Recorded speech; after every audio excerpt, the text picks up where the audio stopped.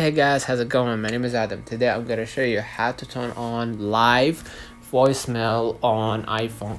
So make sure that your iOS is fully updated to the latest version in order for this to work out. Now what I'm going to do, I'm going to go ahead to my browser.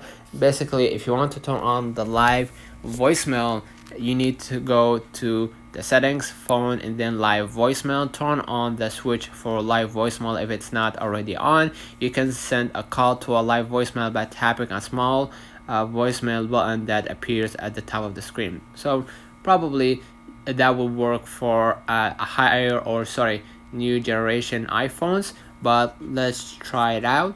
Go back to your screen, go ahead to the settings, and then go ahead to the phone, right? And what I'm gonna do to the phone, I'm gonna just scroll a little bit down. It says right here live voicemails. I can't seem to find it, but if you do, go ahead and and do it, and basically you're gonna be able to turn on the switch for the live voicemail if it's not already on. So unfortunately for now, it's not available on my version of iPhone, but we will let you know in the future if there is a new update coming. So let me know in the comments if this video helped you.